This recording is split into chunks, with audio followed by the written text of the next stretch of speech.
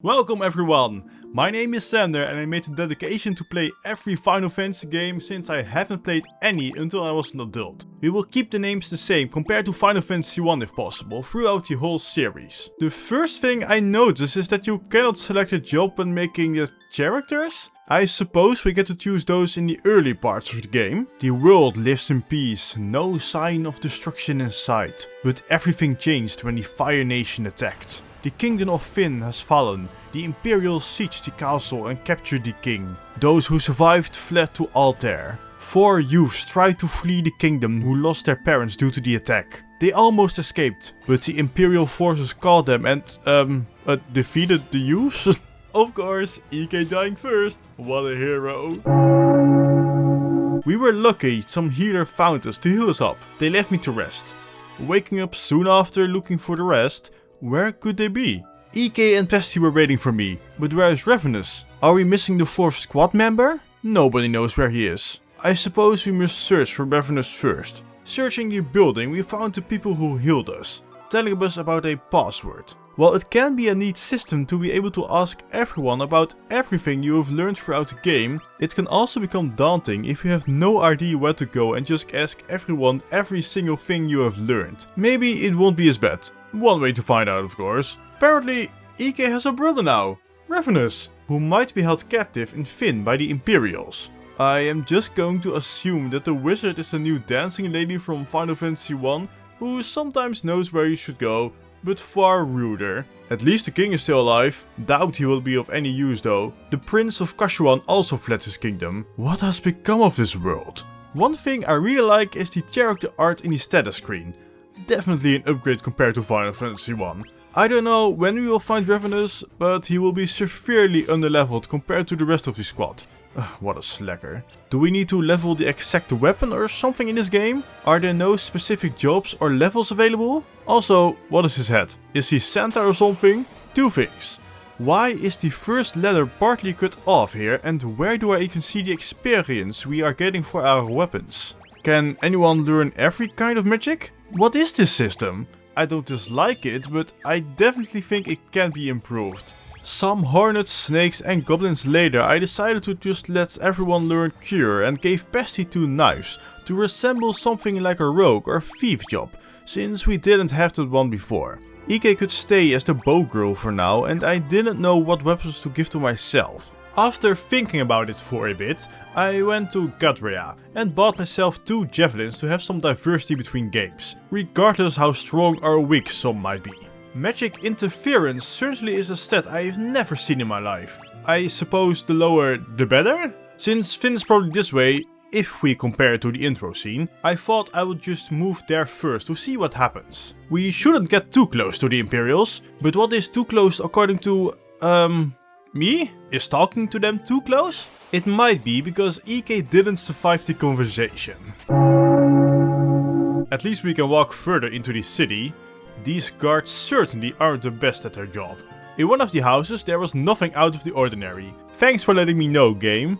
I appreciate it. Another bar just outside of the border, which is also filled with Imperials. Seriously, do they not have eyes? There was the bartender who was luckily on our side, telling us about a secret passage through the wall. We find a fallen soldier named Scott, who is also the Prince of Kashuan. He tells us about Count Borgen, who betrayed the Kingdom of Fynn, which is the reason it fell so quickly. We should also tell Hilda who he loved. Or not. Make up your mind, Scott.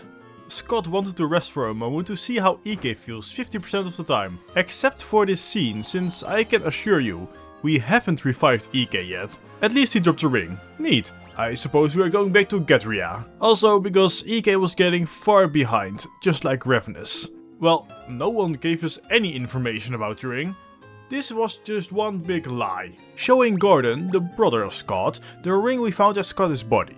He was happy to hear the nice things Scott had to tell him.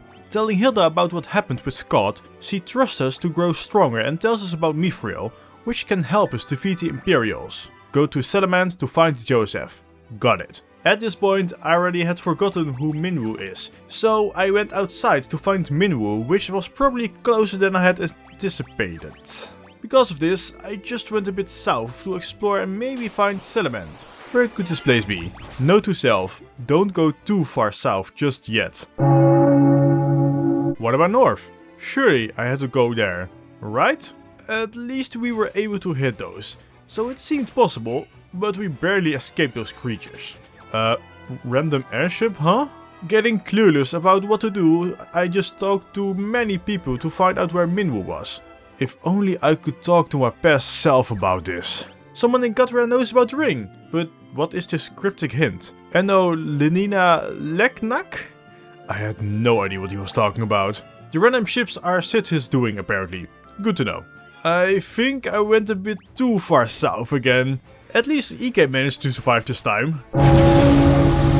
At this rate we will quickly catch up with the number of deaths compared to Final Fantasy 1. Healing them back up, we search further for clues. I finally found another one. Catch a ship headed to Poft in Paloom. Go north afterwards to find Salamand. We can probably work with this.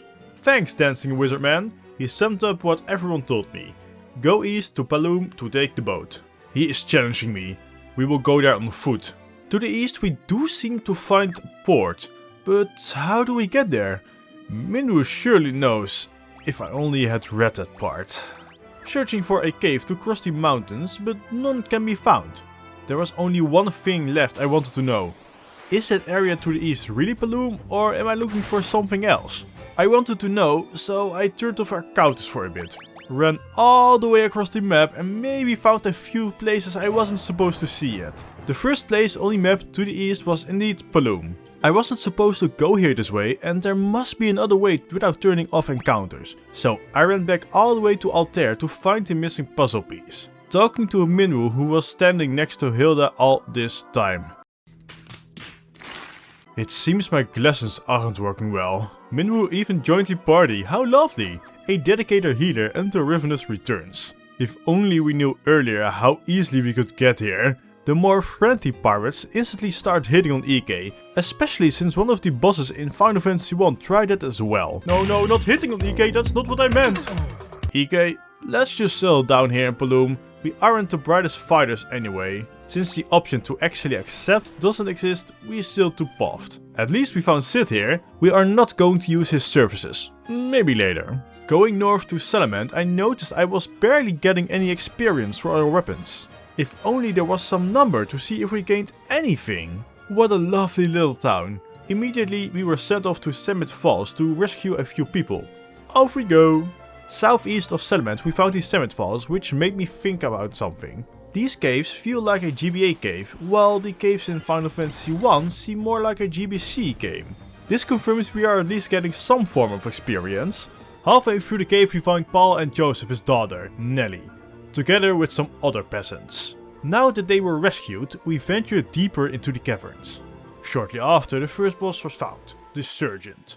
Usually the first bosses are not that rough and are doable without much hassle, but this one just blocks all my attacks. If we need any kind of magic, we are in a big problem. After trying out some things, I noticed something. I do a tiny bit when going unarmed. The only thing is, it hits quite slow and I have no idea how much health he has. So if I could think of anything else, it would be lovely. A few turns later I did notice something. Minwoo has the swap spell which switches health and mana with the target. So my plan was, get any party member low and switch health with that one so we can switch with the boss. Sander and EK were sadly dead before I could swap health. Eventually we hit 29 health and swapped it with the boss, only to also let Pesty fall. Reviving Pesty and making sure he stays alive, we defeated the boss shortly after, getting ourselves some juicy mithril. You know, maybe it isn't that bad to have at least one member with a decent level of magic. So, while I do like EK to be the bow lady, whenever I find a place with black magic, EK will learn that. But that is something we will do in the next episode. I hope you enjoyed it. Make sure to subscribe if you did, and I hope I see you all in the next one. Cheerio!